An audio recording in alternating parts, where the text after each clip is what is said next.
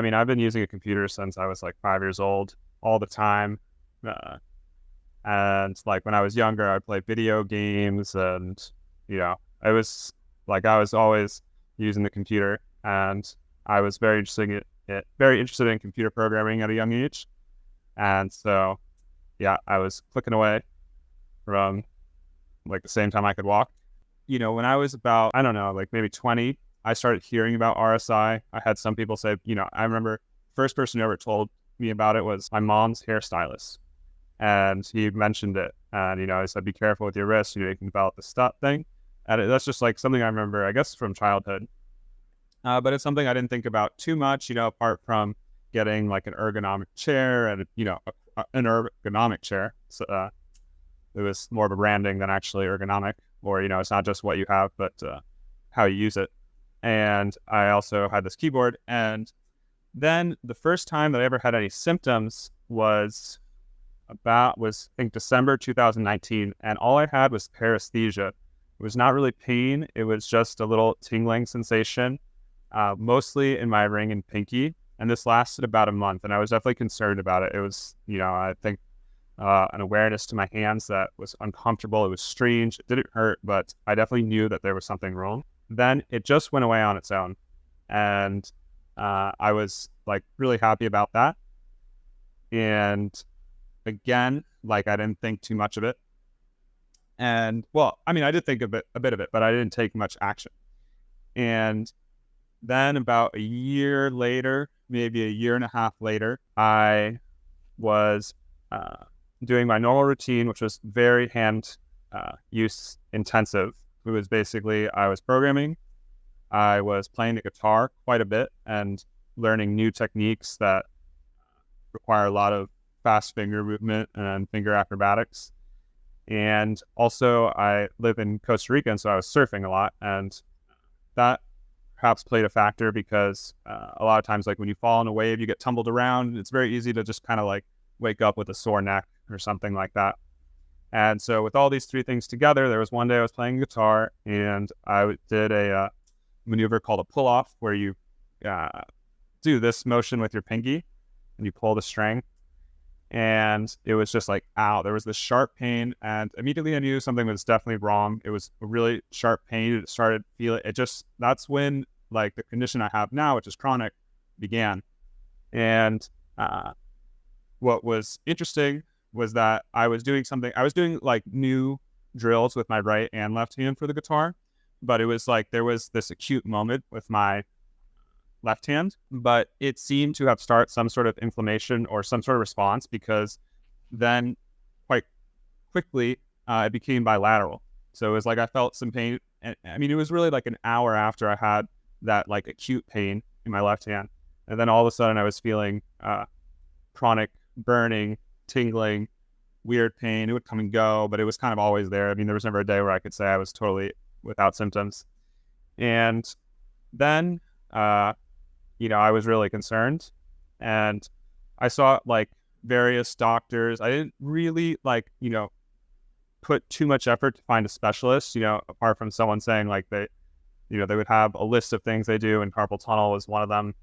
But I was just seeing different physical therapists, different doctors, and kind of doing like non-full effort of the treatment. I was certainly like not, totally ignoring it, but I also wasn't, fully picking up a really good physical therapy program and sticking to it. And then one thing that really, I think, set me on the wrong track was I read some of Sarno's books, and he has this theory where the issue is psychosomatic, and that, if you, and basically that like the pain is a distraction from your thoughts. And so like, you don't focus on the pain, you don't focus on looking up physical therapists, you don't focus on the drills, then the distraction stops working, and therefore the pain stops. And this idea kind of like, I tried to stick with it. I think it's something I really wanted to believe. I really wanted that to be true, because then it was so easy, then all I had to do was just like go back to my routine, and the pain would just magically go away. And also there was like people who said this worked for them. I mean, none that I ever met personally, but online there were people saying that. And so I jumped into that idea. I went back to surfing. I went back to playing the guitar. I went back to typing. And it was gradual, but my condition just started to get worse and worse, and it never went away.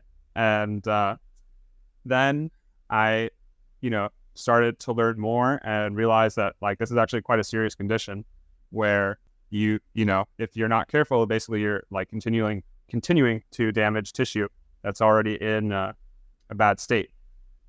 And so, it got very frustrating, and a lot of that, there was definitely a lot of emotions I've seen you talk on the channel, just like this. It's super scary, and also just like the thought of like, I'm gonna have to stop doing these different activities that I love was really hard for me. And so then I kind of weaned off everything, typing that, and I realized that although the condition is kind of hard, it's hard. Sometimes I'll be doing nothing and I'll feel pain. Sometimes I'll be using my hand extensively and I'll feel pain. And it kind of took time to really start to see what caused pain, because one of the issues I think with RSI is that there's a little bit of a time delay. And so it's not like you put your hand on the hot stove and all of a sudden you feel the pain, okay, hot stove bad. But RSI is something that it happens, it's insidious, and it's starting to, cause damage before there's any pain trigger. And then when you do have the condition, even the aggravating symptoms, sometimes they do. Like there are some things I can do and I'll immediately feel uncomfortable, such as just typing on a normal keyboard. That will just make me feel bad immediately. But if I'm typing a lot on, for example, like what I, think now is a better, like spring-loaded keyboard, the problems will happen like 8 hours later or a day later or that evening. So it's hard, but over time I've started to build up the association. I've started to learn what are the triggers. And so from like going, now I'm doing treatment and doing physical therapy and taking it way more seriously, and being very, very cautious about any use of my hands. And by the Sarno theory, I would be giving in to the thing, and so then it would be like causing the issue. I would be having more of the issue because now I'm like giving into it. But that's also quite an insidious argument, because it's very hard to come up with this like counter argument to this thing, and it gets you in this cycle where you think it's okay to do these activities, which really over time like are not. And you might get away with it sometimes because again the condition is episodic. Like for example, like in 2019 I had this issue and it just went away on its own, even though I was doing various activities. But if I could go back in time, I would listen to my girlfriend, who she was very much like, be careful, right away. And another thing I think is that like when you have this issue, you kind of there's two things. You're simultaneously learning about the problem that you have, but you're also at that moment where you're still learning, you're in a very critical moment where the tissues might be slightly damaged, but not so damaged. And the same with the nerves. If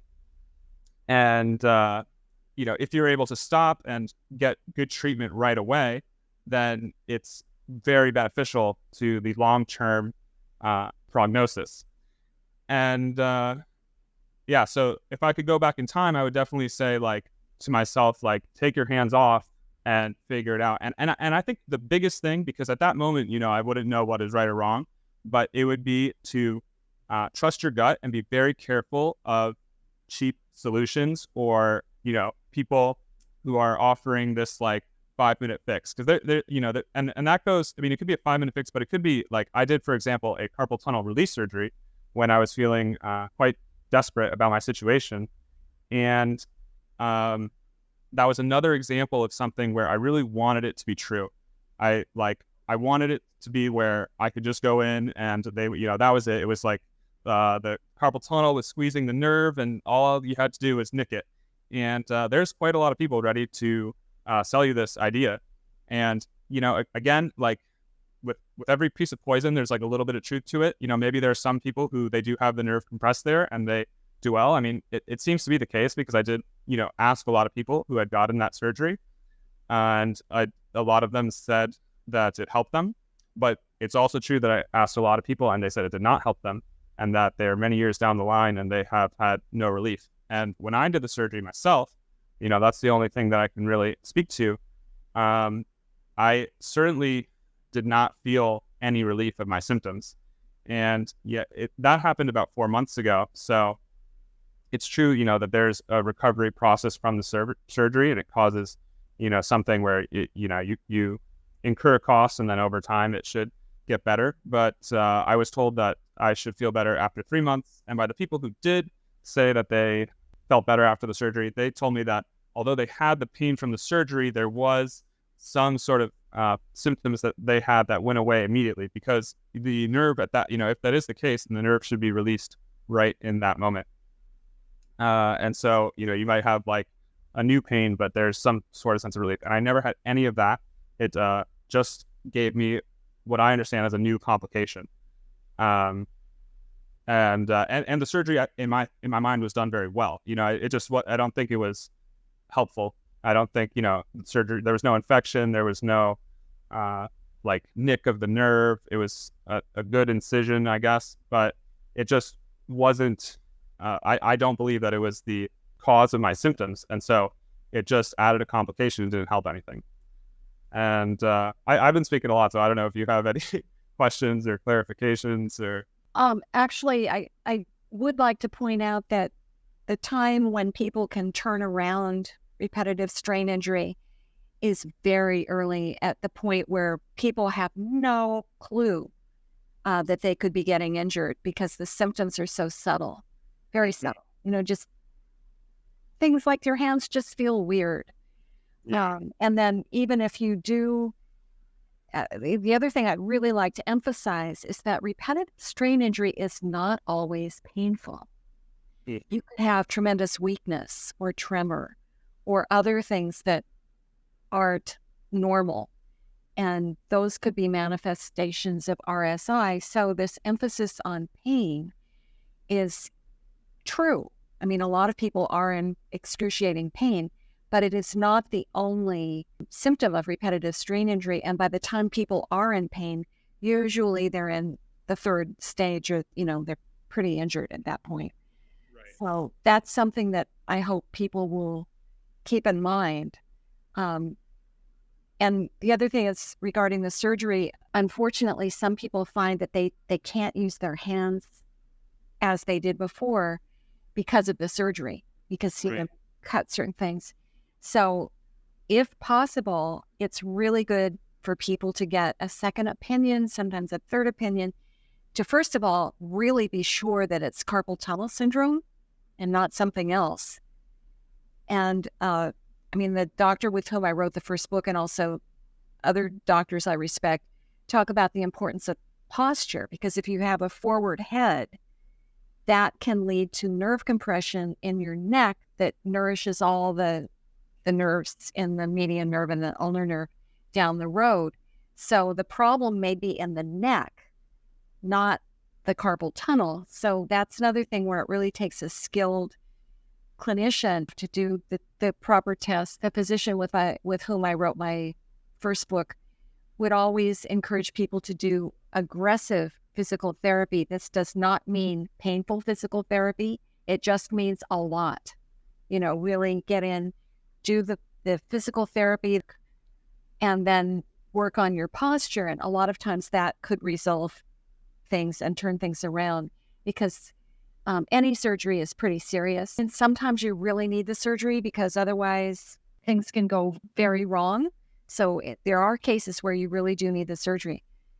But I think it's good if people are aware that they could try something else, that they could get a second opinion, find a trusted physician to help guide them through. Yeah, I think that finding the trusted physician is a huge point.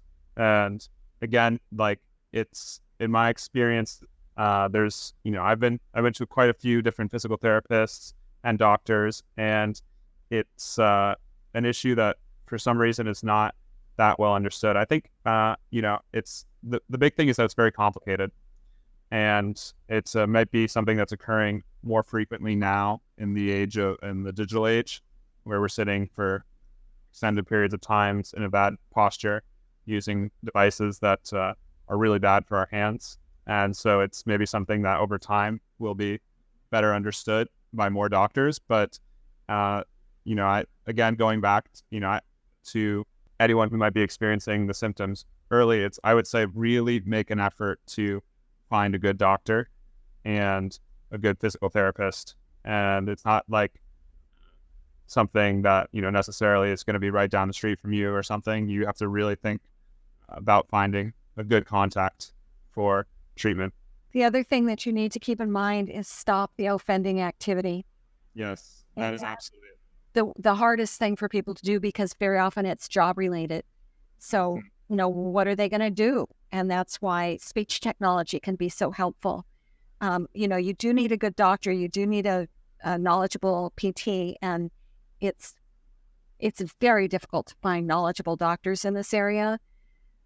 So sometimes you're more likely to find a physical therapist who actually understands repetitive strain injury, but sometimes they do the things that aren't helpful too, like they'll give people wrist curls or hand exercises.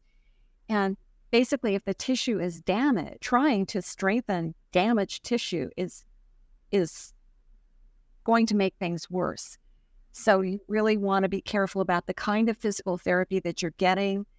And it's another instance where, see how you feel. Do you feel better? Are you able to maintain some progress? Are you getting some function back? Are you getting worse from physical therapy? A lot of people assume that doctors and physical therapists know more about their body than they do, but actually that's not really the case. You can see, the proof is kind of in the pudding. If something isn't working, your physical therapist can try a different modality or give you a different exercise that doesn't exacerbate your symptoms. You need to work with these people. And also, I encourage you to speak up, politely, of course, but you can say to them, this isn't helping, Yeah, I think that's really the two things I want to say from that. One is, yes, I agree that stopping the offending activity is the most important thing. It doesn't matter which doctor you're seeing. If you do something that injures you and you continue to do it, it's going to dig you into a deeper hole. And, that's something, if you're having early symptoms, you can do right away is just stop. And the other point you make about communicating with your doctor, I think like a lot of the doctors, have a genuine effort to make you feel better. And it can be tough sometimes when they're doing something and, it's not really making you feel better. You're not sure. So it can be tough to speak up and be like, hey, that's not working for me. Because, you don't want to somehow offend them or something. And it's really important to do that as well. Because you although they might know more about the issue than you do, you're the only one with the window to how the sensations in your own body.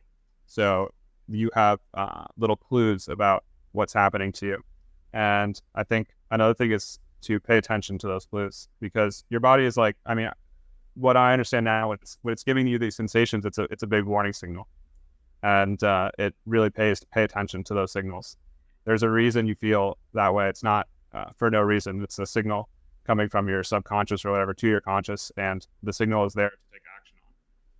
Yes, I think ignoring it, powering through, is playing with fire.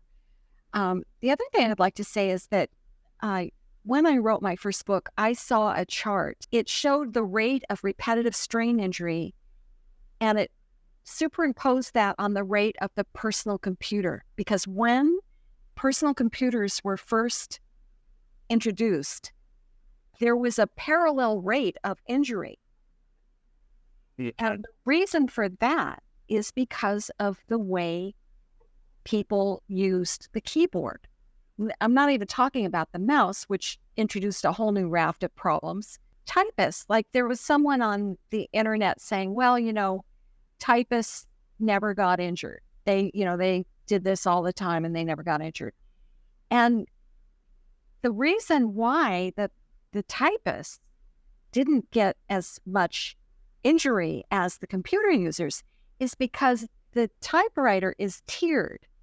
You couldn't rest your wrists. You had to use the muscles of your back in order to type. And the flat keyboard, and they used to make keyboards with little kickstands so that now your wrist was dorsiflex. This is a dorsiflex wrist instead of a neutral wrist like this. So instead of keeping your wrist straight so that you're not cramping the nerve and, fraying things and wrecking your forearms, because it's hard on your forearms when you do a lot of dorsiflexion. People use their back, and they also had these little mini breaks. They'd have to change the paper. They'd have to swat the patent across. They'd have to get up and go to the filing cabinet and walk over there. They couldn't just send something to the printer. So there's all these little details that people have overlooked. And I don't know, maybe if you had a good piano teacher, you would learn how to keep your wrist straight and not ulnar deviate either. But there's all sorts of idiosyncratic things that people do with their hands that will lead to injury. So, I do technique retraining. I show people what they're doing, and very often they go, oh, I wish I had known that because I wouldn't have gotten epicondylitis. But the thing of it is, we're still not meant to be sitting in front of a screen and not moving and just, making all these minute movements with our hands all day. So I think we need to look at the way we work and the whole design of work so that we're able to use our whole body more than what we're doing. It's a big shift.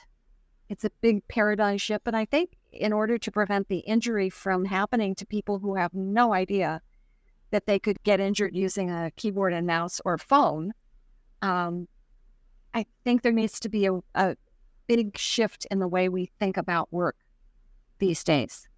Absolutely. Yeah. And following up on more points, you said the evolution of computer has also taken, I think, turns for the worse. Before, more keyboards, as I understand it, maybe 30 or 40 years ago, were mechanical keyboards. And so those have a spring. So when you press the key, there's a shock absorption. Whereas now, your standard Mac keyboard or pretty much any major company selling a laptop realizes that it's, easier for them to build a keyboard where you have instead this little plate that just goes like this. But the problem is that you're kind of hitting this point of acceleration and then you're just hitting a wall. So you're kind of just slamming your joints against a wall, maybe, 10,000 times a day. Whereas before there was at least a spring, and even that is not good. You can have a lot of compromised positions while you're using a spring loaded keyboard, but it's, less awful. Yeah, well, they have glass. People tap on glass too, and the right. Force.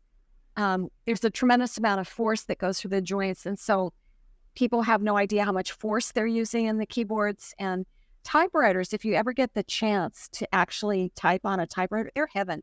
They were counterweighted, and they have a very lovely. It's a lovely feeling. Not that I'm. Some people still use typewriters. Tom Hanks does, but some writers do too. But it's kind of a rarity. But they are heaven. They were designed more human to accommodate the human. But you're absolutely right, Will. The keyboards, especially if it's a hard surface, drummers get into a lot of trouble from hand drums and stuff. So every activity of the hand, especially if you have repetitive strain injury, needs to be evaluated. You have to look at your technique. You look at the amount of force. You look at the amount of repetition. You look at the biomechanics. You look at the tool. You find out ways where you can interact with the tool without hurting yourself or just not do it. I will not use a mouse. So it's just a dangerous tool. And I knew that from the beginning, and I was proven right. Unfortunately, a lot of people get mouse injuries. Oh yeah, I think the other thing you were talking about was the piano teacher, and it's when you I played an instrument as well. And when you're playing an instrument, these are your posture and your technique are all things that you're actively thinking about all the time. But when you're using a computer, it's it's maybe a second thought or no thought at all. And the other thing about a about learning an instrument is that the way to learn is from someone else, because it's very hard when you have habits to break them on your own. It's like trying to pull yourself up from your bootstraps. It is nearly impossible. And so, like, seeking out advice and tips from other people is very important. Finding someone knowledgeable in the field and having someone else watch your technique, because even if you think that you are fixing your own technique, it's very likely that you have blind spots that leads you into the problems to begin with. And so it's not, if you ask any, like, again, like the best analogy is people learning instruments. Like you pretty much always learn from someone else, and you need that for this. It's just not something where you can dig yourself out or pull yourself out of the hole that you've gotten yourself into. And yeah, so I think that, like, hopefully in the future, it's, I remember in my middle school, they taught us to type. They never warned us about any of this. They just taught us to type fast. And I think that what really needs to happen is, more mass education that happens, as a prophylactic measure. Because as you mentioned, once you have the injury, it's really, it's a very tough situation. Yes, I think I'd like to add something to this idea of teachers teaching you and having someone else look at you. My co-author used to deal with people who got injured at the piano. And very often he would say, the person would say, well, my maestro told me to do it this way. So the maestro was passing along his injury to the student. So here's another really good example of checking in with yourself. Is this technique getting you out of pain, or is it creating more pain? Because just because someone else says so, be careful where you get your information, especially about repetitive strain injury, because you shouldn't be taking medical advice from the furniture salesman. Right. I really recommend that people don't take advice from some random. Yeah, I want to be clear what I'm saying. Like, having someone else monitor your activity or something. That's not just like anyone else. And going through this injury, everyone has an opinion on it. And they'll say, do this stretch, or do this like crazy thing. And yeah, it's not just like taking advice from anyone. And again, like, also being aware of the fact that people's individual anatomy is different. So maybe someone has something that works for them that doesn't work for you. So it has to be mixed with your own critical thinking. Yes, well, it's complicated. Is sort of the name of the game here. RSI is nothing if not tremendously complex. I have a lot of questions about repetitive strain injury that I would like to see studies about. Yeah. And unfortunately, I don't know of any body that's really studying repetitive strain injury, even though it's, if not the leading, one of the leading occupational injuries, I'd say, in the industrialized world, because people from all over the world are, getting injured using keyboards and computers. It's not the only way you can get injured. You can get injured as working in a factory, or poultry pluckers, or, even sign language interpreters can get injured.